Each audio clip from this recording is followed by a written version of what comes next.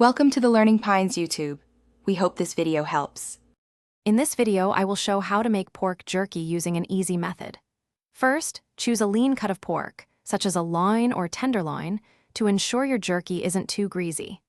Next, partially freeze the meat for about 30 to 60 minutes. This firms it up, making it much simpler to slice thinly and evenly.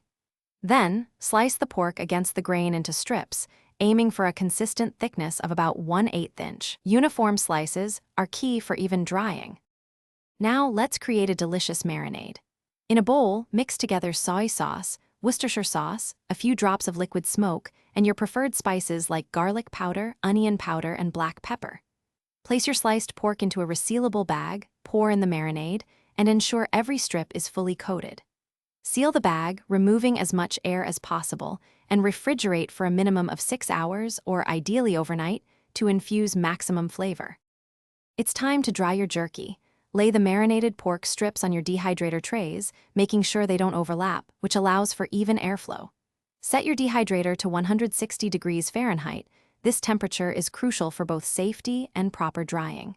Dehydrate the pork for approximately 3 to 6 hours. Begin checking around the 3-hour mark for a leathery, bendable texture. It should not be brittle, but also not soft. Once your jerky is perfectly dried, let it cool completely on a wire rack. This prevents condensation and keeps it from getting soggy. For storage, place your cooled jerky in an airtight container or a resealable bag. It will stay fresh at room temperature for up to 2 weeks, or even longer in the refrigerator. Enjoy your homemade, delicious pork jerky. And hey, if you're looking for a great way to relax and read while enjoying your snack, check the description for a link to the new Kindle Paperwhite, plus other fantastic deals. Thanks for watching. Consider subscribing if we helped you.